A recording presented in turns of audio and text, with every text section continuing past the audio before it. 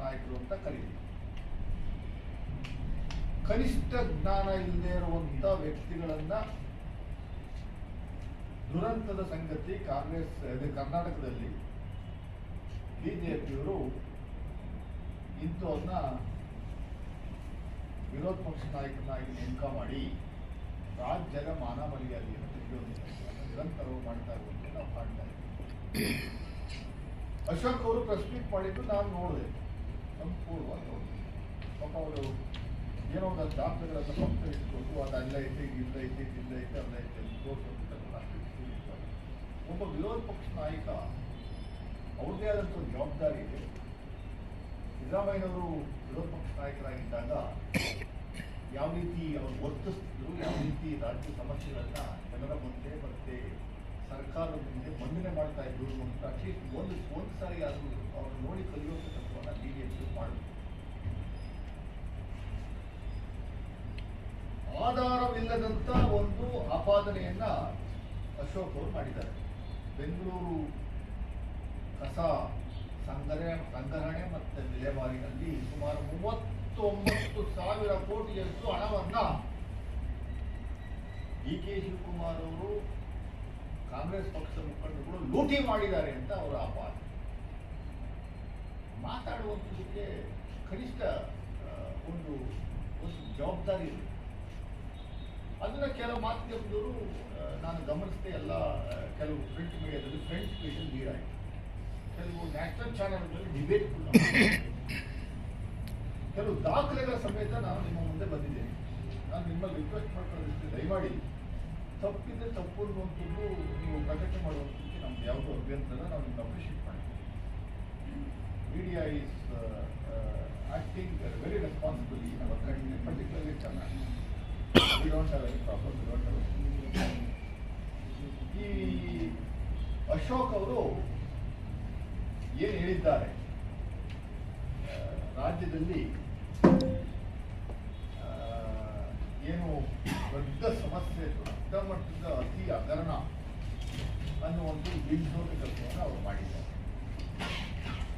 Integrated solid waste management ಏನಿದೆ ಬೆಂಗಳೂರಲ್ಲಿ, ಬೀದಿಯಲ್ಲಿ, ನಾಮಕಿನಲ್ಲಿ, ಅದು ಇವತ್ತಿನ ವ್ಯವಸ್ಥೆ ಸಂಸ್ಥೆ ಅಲ್ಲ.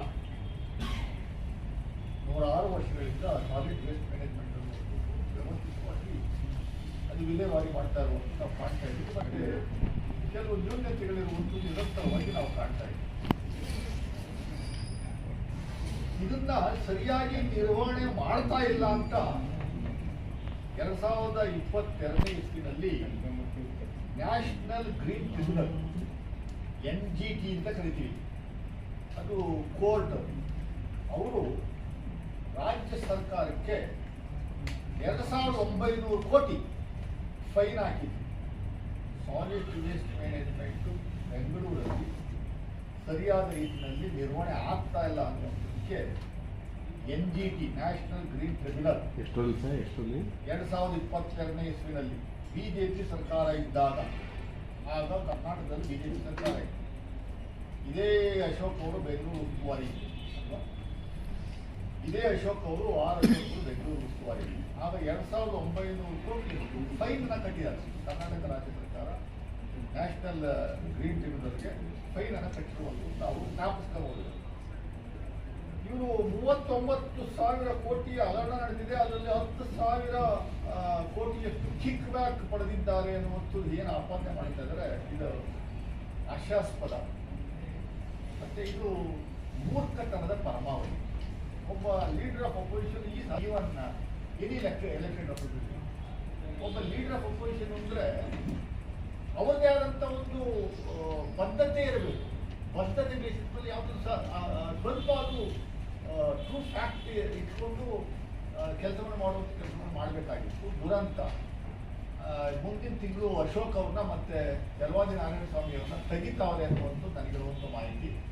ಅವರ ಪೊಸಿಷನ್ನ, ಲೀಡರ್ ಆಫ್ ಅಪೋಸಿಷನ್ ಪೊಸಿಷನ್ ಉಳಿಸ್ಕೊಳ್ಳೋಕ್ಕೋಸ್ಕರ ಅಮಿತ್ ಶಾ ಅವರ ಮುಂದ್ಗಡೆ ಒಂದು ರೆಪೋರ್ಟ್ನ ಕೊಡುವಂಥದಕ್ಕೋಸ್ಕರ ಇದು ಪ್ಲಾಂಟೆಡ್ ಸ್ಟೋರಿ ರೀತಿಯಲ್ಲಿ ನಿನ್ನೆ ಮನೆ ಪ್ರೆಸ್ ಮೀಟ್ ಮಾಡಿರುವಂಥದ್ದು ಅನ್ನುವಂಥದ್ದು ಬಹಳ ಸ್ಪಷ್ಟವಾಗಿ ಕಾಣ್ತಾ ಇದೆ. ನಾನು ಚಾಲೆಂಜ್ ಮಾಡ್ತೀನಿ ಬಿಜೆಪಿಯವರಿಗೆ, ಅಶೋಕ್ ಅವರಿಗೆ, ಯಲವಾದಿ ನಾರಾಯಣ ಸ್ವಾಮಿ ಅವರಿಗೆ, ಇವತ್ತೇ ಬೇಕಾದ್ರೆ ನಾನು ಮುಂದೆ ಬಂದು ಕೊಟ್ಟು ದಯಮಾಡಿ ಒಂದು ನೀವು ಮಾಡಿರೋ ಅಪಾದನೆಯಲ್ಲಿ ಒಂದೇ 1% ಎಲ್ಲಾದರೂ ತಪ್ಪಾಗಿದ್ದರೆ, ಲೂಟಿ ಆಗಿದ್ದರೆ, ಯಾರಾದರೂ ಕಮಿಷನ್ ಪಡೆದಿದ್ದರೆ ನೀವು ಏನು ಹೇಳ್ತೀರೋ ನಾವು ಕೇಳ್ತೀವಿ, ಏನು ಹೇಳ್ತೀವೋ ಅದನ್ನು ಕೇಳ್ತೀವಿ.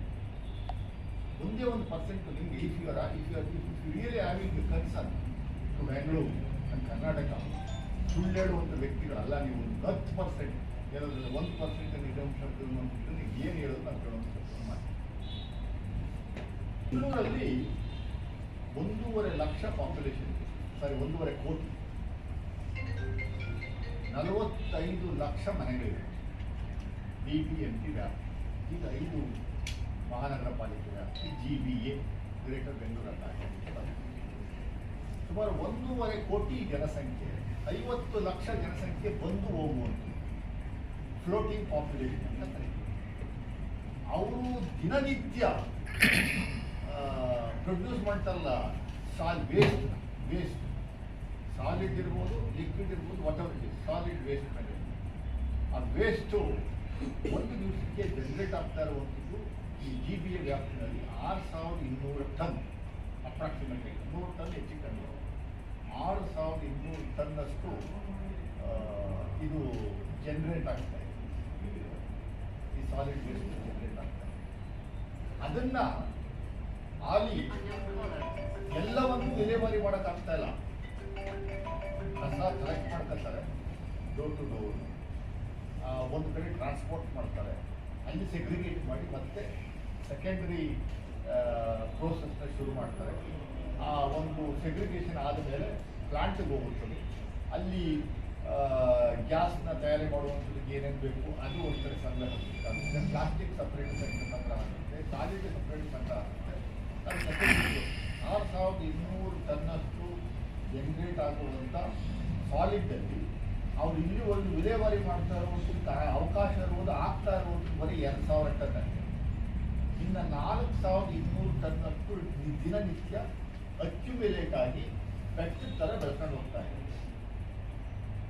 ಈ ಸಂಗ್ರಹಣೆ ಆಗಿದ್ದಂಥ ಕಸ, ಇಡೀ ಎಂಟಾರು ಬೆಂಗಳೂರಲ್ಲಿ ಸಂಗ್ರಹಣೆ ಆಗಿರುವಂಥ ಕಸ 2 ಕಡೆ, ಒಂದು ಬೆಂಗಳೂರು ದಕ್ಷಿಣ, ಇನ್ನೊಂದು ಬೆಂಗಳೂರು ಉತ್ತರ.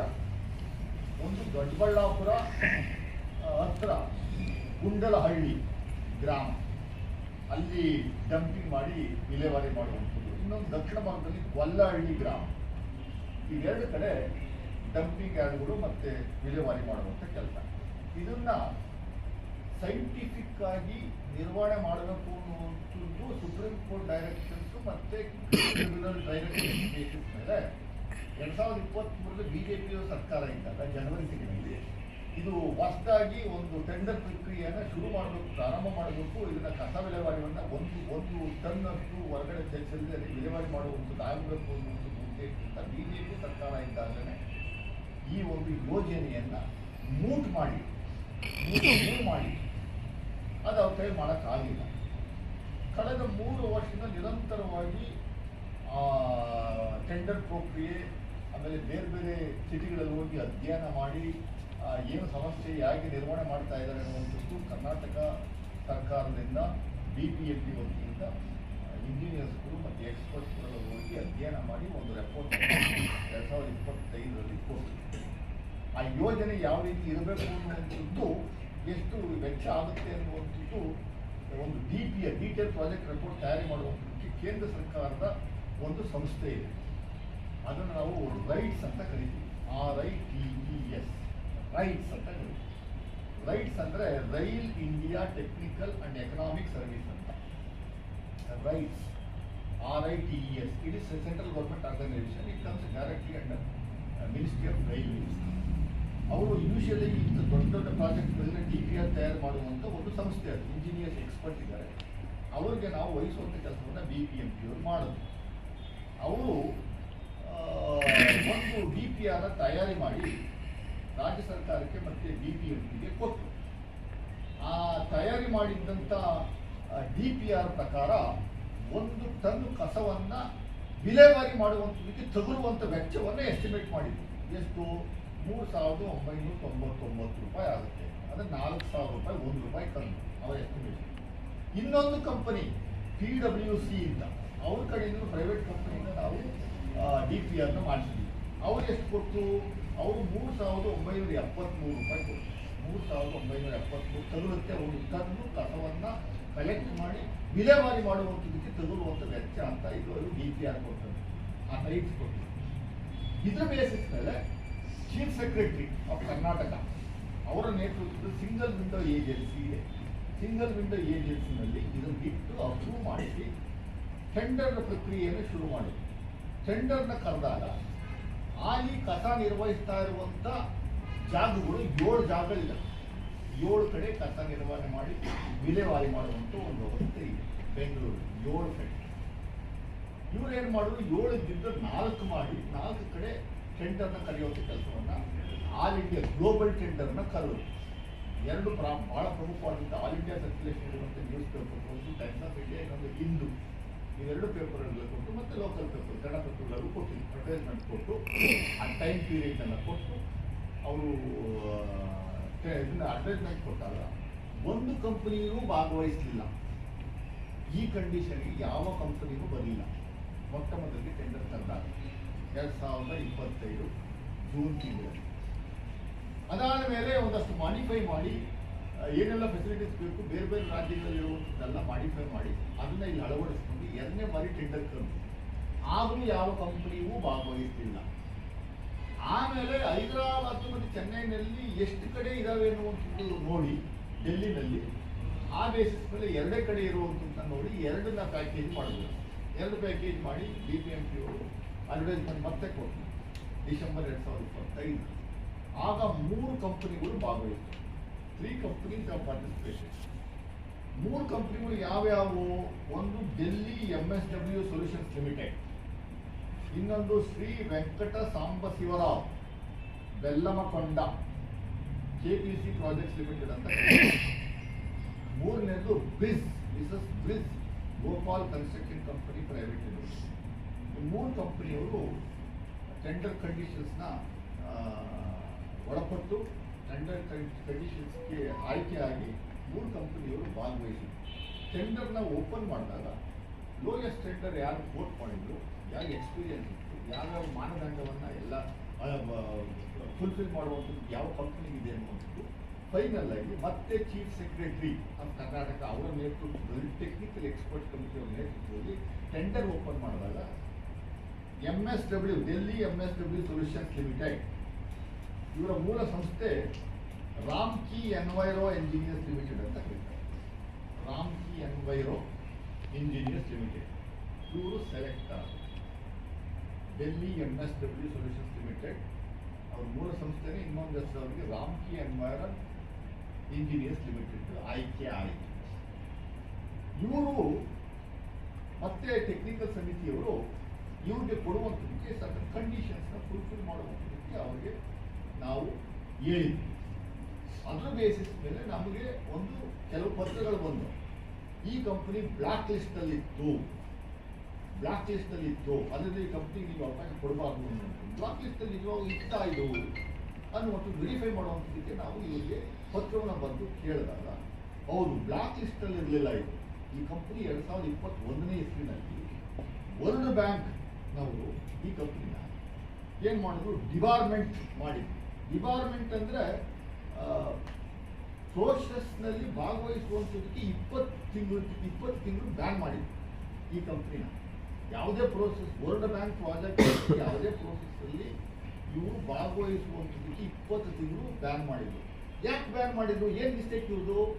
ಇವರು ಮಿಸ್ಟೇಕ್ ಏನಿತ್ತು ಅಂದರೆ ಇವರು ಯಾವುದೋ ಒಂದು ಪ್ರಾಜೆಕ್ಟು ವರ್ಲ್ಡ್ ಬ್ಯಾಂಕಲ್ಲಿ ತಗೊಂಡಿದ್ರಲ್ಲ, ಆ ಪ್ರಾಜೆಕ್ಟ್ನ ಇವರು ಸಬ್ ಕಾಂಟ್ರಾಕ್ಟ್ ಕೊಟ್ಟಿದ್ರು, ಇನ್ನೊಬ್ಬರು ಕೈಲಿ ಕೊಟ್ಟು ಮಾಡ್ಕೊಳ್ಳುವಂಥ ಕೆಲಸವನ್ನು ಮಾಡಿದರು. ಆ ಸಬ್ ಕಾಂಟ್ರಾಕ್ಟ್ ಕೊಡುವಂಥ ಸಂದರ್ಭದಲ್ಲಿ ವರ್ಲ್ಡ್ ಬ್ಯಾಂಕಿಂದ ಅನುಮತಿ ತಗೊಂಡಿರಲಿಲ್ಲ ಅವರು. Without taking permission to World Bank ಮೂಲ ಸಂಸ್ಥೆ ಇವರು ಸಬ್ ಕಾಂಟ್ರಾಕ್ಟ್ ಕೊಟ್ಟು ಕೆಲಸ ಮಾಡಿಸಿದ್ರು.